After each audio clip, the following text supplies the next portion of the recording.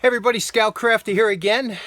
Today is Monday, and I'm doing Wednesday's video. You know, it takes a couple days to get these videos together, so I try and get them out as early as I can, you know, get working on them. So I got a nice project to do today from a viewer from the UK, and a really generous viewer. I can't wait to show you this, but I want to tell you a quick story about what I did yesterday, Sunday.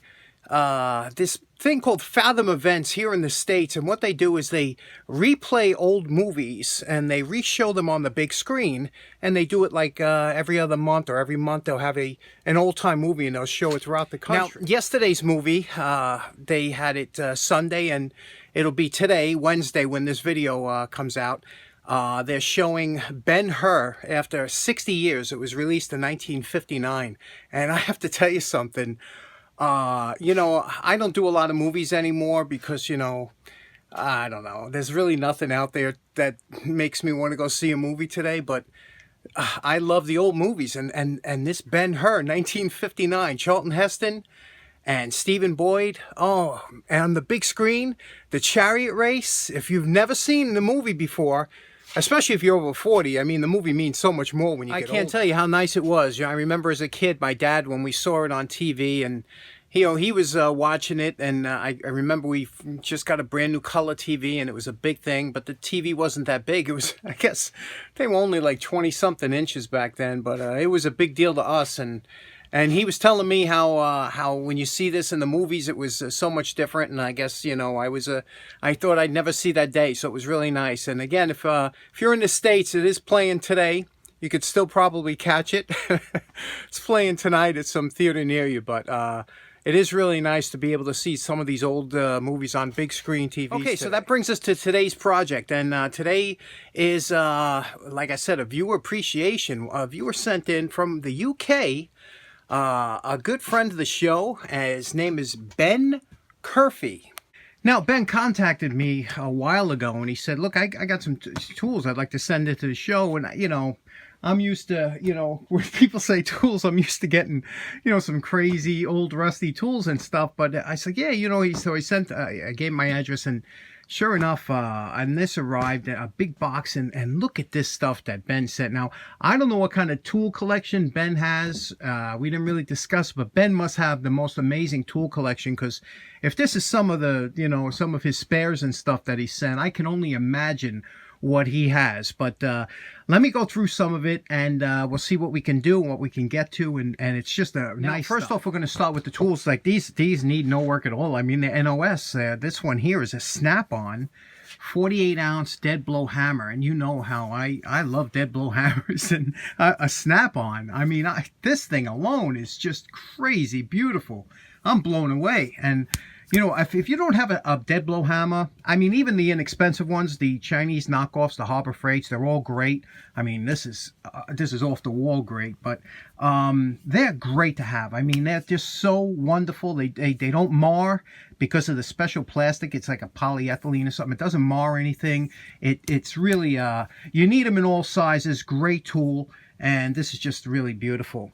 Secondly, sent a brand new, I've never seen an NOS, new old stock, Ghidorah pipe wrench. And look at this.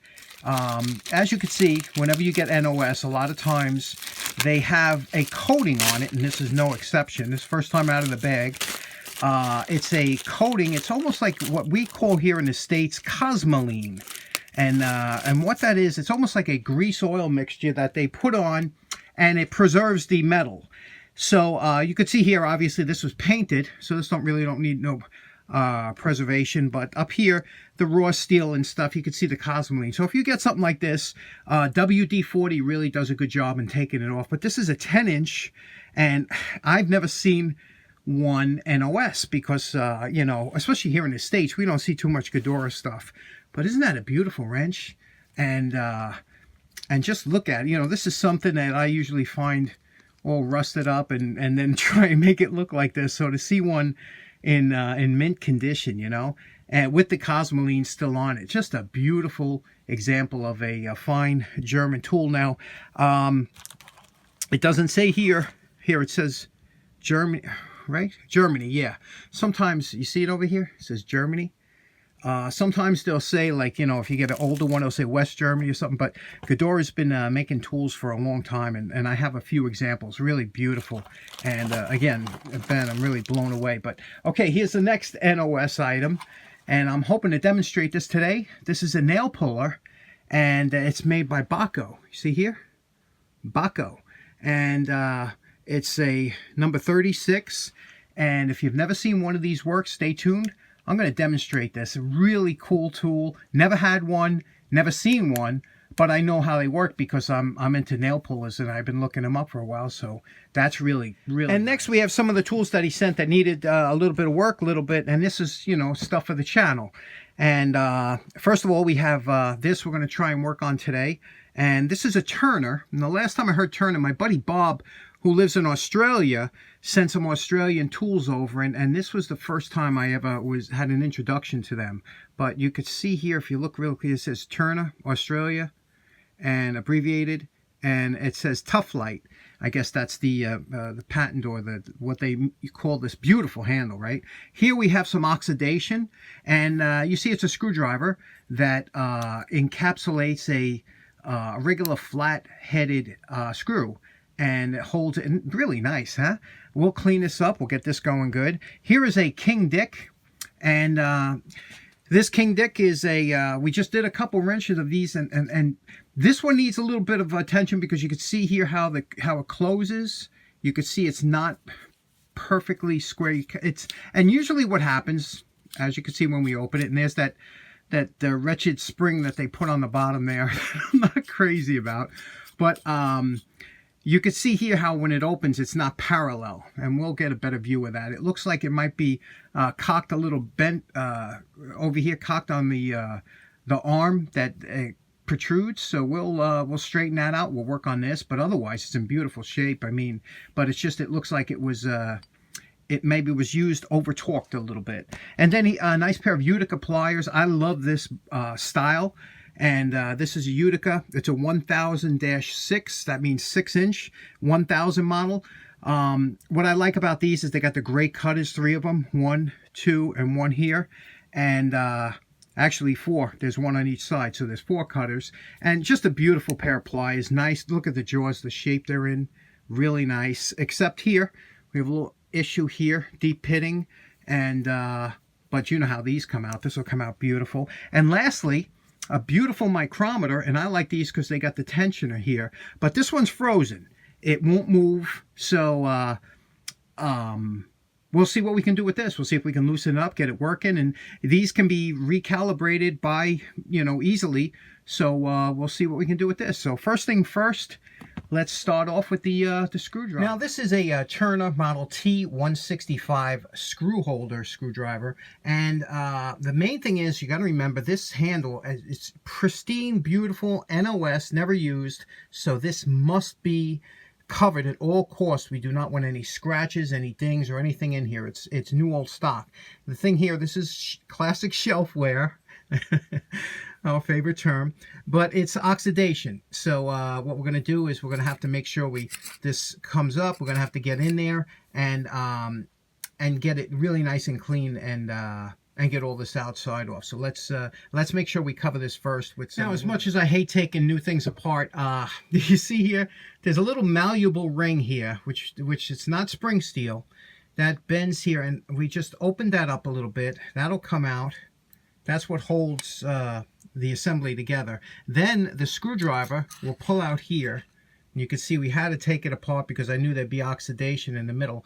That little cut in there is what keeps that malleable ring, what keeps the spring in place. The spring is, we could probably get it out of there if we pull it to the side and spin it out, but we'll see. But right now we can get a brass brush down there, get everything cleaned up, and let's get to it. The spring is captive in here. Did I ever tell you about these round brushes, how they paid for themselves? This was the part number on Amazon, and see that? And these 2 brushes are just fantastic. And here it is. I'll pick I can use a steel one or I can use a brass one, and that'll get right into here.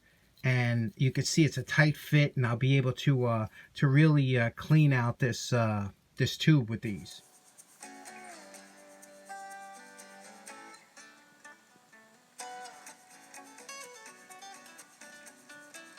Okay, post-wire brush evaluation. You could see here, everything's looking really nice, but we are just going to take it over to the belt sander just to get off some. I want to make this really nice because it's such a beautiful piece and I've never seen these before, so I'm going to just do the belt sanding and then the polish. Now, in case you're wondering why I went to the belt sander, look, there's the difference here. To the right, after the belt sander, before, that's just a wire brush. Now, that makes all the difference in the world when you go to polish. I mean, it'll polish much quicker like this than it will like this. So, you know, that just takes it the extra step. It's so easy to do with a worn belt. Just 1, 2, 3, knock it off and get that nice and clean before you go to the polish, the buffer.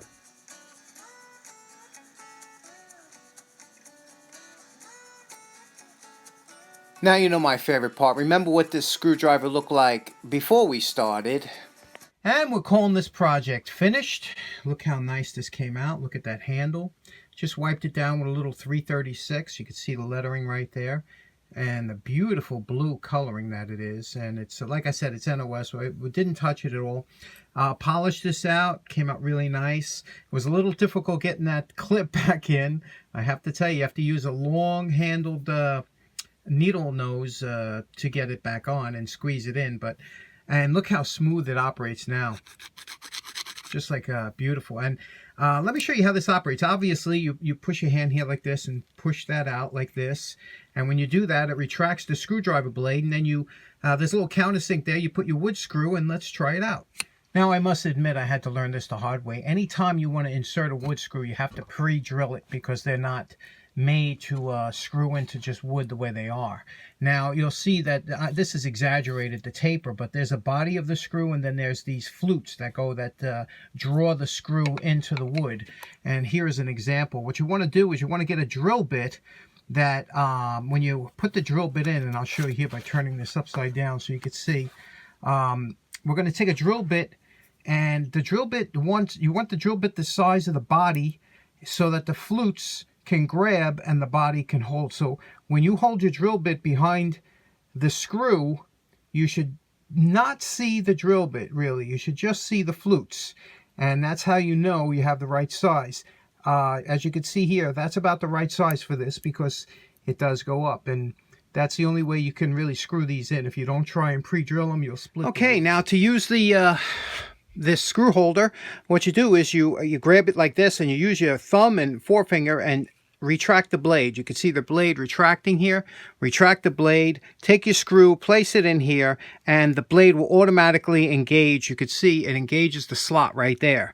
Now you come up to the pre-drilled hole here and we'll just spin this in. Now the beauty of this screwdriver is it's a screw holding screwdriver. And you can see I'm doing this one-handed now. My other hand is here. And I'm able to give a constant screw, and this is a difficult screw to get in because it's a thick one. But what's so nice about it is you don't have to worry about it slipping off and marring your work. So these were really a nice design. Now to release it, all you do, again, grip this thumb and forefinger, push it forward, slips right off.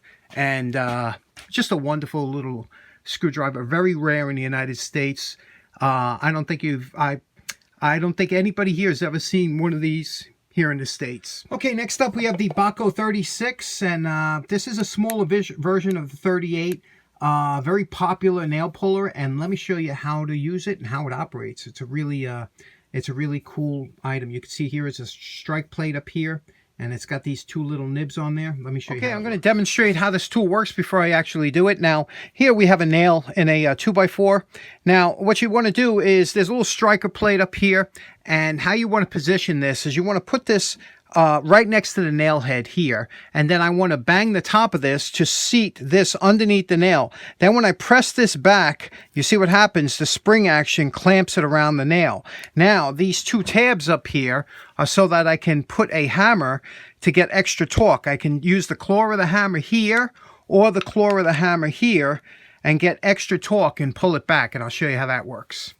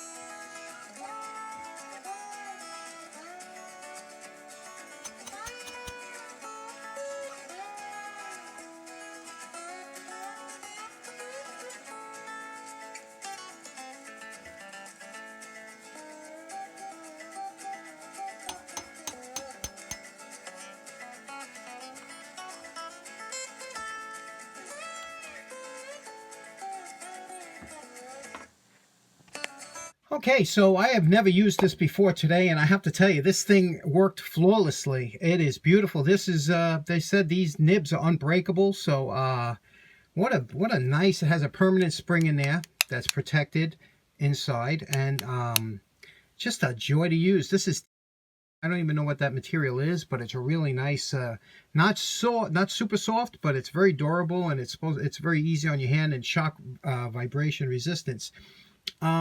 I like it. I love it. It's a beautiful tool.